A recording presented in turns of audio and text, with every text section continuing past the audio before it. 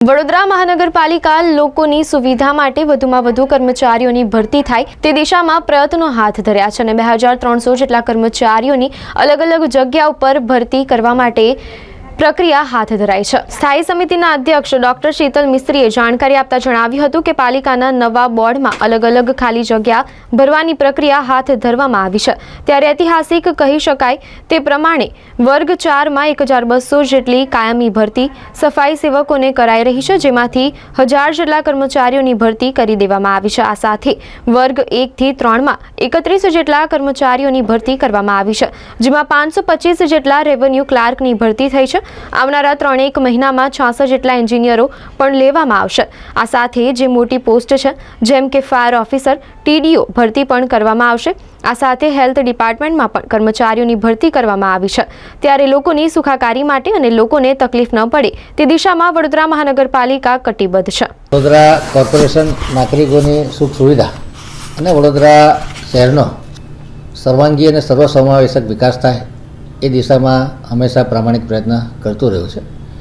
2016 પછી કોઈ મોટી ભરતી કોર્પોરેશન થઈ નહોતી। આ નવા બોર્ડમાં માનનીય શ્રી કમિશનર અને વહીવટી ડેપ્યુટી મ્યુનિસિપલ કમિશનરને રિક્વેસ્ટ કરી અને જે ખાલી પોસ્ટો હતી એ ભરવાની રિક્વેસ્ટ અમે કરી હતી। એ રિક્વેસ્ટને સારો રિસ્પોન્સ આપી અને મોટા પ્રમાણમાં ઐતિહાસિક રીતે કહી શકાય એટલા કાયમી મહેકમ ઊભા કરી અને એની ભરતીની પ્રક્રિયા ચાલી રહી છે। ઘણી ભરતી પૂર્ણ થઈ છે, ઘણી ભરતી આવનારા 2-3 મહિનામાં પૂર્ણ થશે। ખાસ કરીને વાત કરું તો વર્ગ 4ના સફાઈ મિત્રો માટે લગભગ 1200 જેટલી કાયમી જગ્યાનું મહેકમ ઊભું કરવામાં આવ્યું અને એમાં એલિજિબિલિટી ક્રાઇટેરિયા પ્રમાણે 720 દિવસ માનવદિન પૂરા કર્યા હોય, 720 દિવસ રોજમદારી પૂરી કરી હોય એવા લોકોની ભરતી પ્રક્રિયા ચાલુ કરી છે। લગભગ 1000 કરતાં વધુ સફાઈ કર્મચારીઓને ભરતી કરી દેવામાં આવી છે।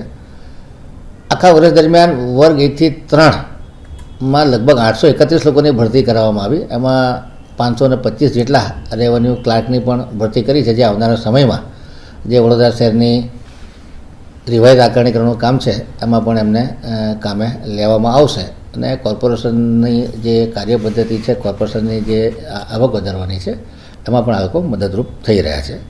એ સિવાય આવનારા 3 મહિનાની અંદર 66 જેટલા એન્જિનિયરો, એ સિવાય મોટી પોસ્ટના મોટા અધિકારીઓ, ખાસ કરીને chief fire officer, TDO, city engineer, garden director, આ તમામ ભરતીઓ કરવામાં આવશે અને 2-3 મહિના 300 જેટલા વર્ગ 1 થી 3ની ભરતી કરવામાં આવશે। એમાં ખાસ કરીને ફાયરના જવાનો, ફાયરના સબ ઓફિસરો, સ્ટેશન ઓફિસરો, ડિવિઝનલ ઓફિસરો, આ તમામ ભરતી પ્રક્રિયા પૂર્ણ કરવામાં આવશે। એવી જ રીતે હેલ્થ ડિપાર્ટમેન્ટમાં લગભગ 80 જેટલા હેલ્થ એન્ડ વેલનેસ સેન્ટર ચાલુ કર્યા છે। એમાં નાણાં પંચની ગ્રાન્ટ પ્રમાણે કોન્ટ્રાક્ચ્યુઅલી 62 જેટલા મેડિકલ ઓફિસર, 72 જેટલા મલ્ટીપર્પઝ હેલ્થ વર્કર, 72 જેટલી સ્ટાફ નર્સ અને 70 જેટલા પટાવાળા તથા 70 જેટલા સિક્યુરિટી, જેને કરીને દરેક જગ્યામાં વડોદરા શહેરના તમામ એરિયામાં 80 જેટલા અર્બન હેલ્થ એન્ડ વેલનેસ સેન્ટરો ચાલુ કર્યા છે, જેથી લોકોના આરોગ્યની પણ ચિંતા થાય। કોર્પોરેશને આ જે ભરતી કરી છે જેનાથી જે કમ્પ્લેનોનો દર છે, ખાસ કરીને વાત કરીએ તો માનનીય વડાપ્રધાન નરેન્દ્ર મોદી એ 2014 પછી લોકોમાં આશા આકાંક્ષાનો સંચાર કર્યો છે અને લોકોની ડિમાન્ડ વધી છે, લોકોની ડિમાન્ડ પણ પૂર્ણ કરીએ છીએ, જેથી કરીને લોકો અવારનવાર વિશ્વાસ મૂકી રહ્યા છે। એ જ સિદ્ધાંતને આધારે અમે પણ છેલ્લા 1-1.5 વર્ષમાં લોકોની આશા આકાંક્ષાઓ પર ખરા ઉતરવાનો પ્રામાણિક પ્રયાસ કર્યો છે અને આ ભરતી થવાથી આવનારા સમયમાં લોકોની આશા આકાંક્ષાઓમાં ખરા ઉતરીએ। તેરા તુજકો અર્પણના સિદ્ધાંતના આધારે નાગરિકો જે વેરો ભરી રહ્યા છે એમને સારી સુખ સુવિધા મળે, વડોદરા શહેરનો સર્વાંગી સર્વસમાવેશક સાતત્યપૂર્ણ વિકાસ થાય એ દિશામાં કોર્પોરેશન પ્રામાણિક પ્રયત્ન કરી રહ્યું છે।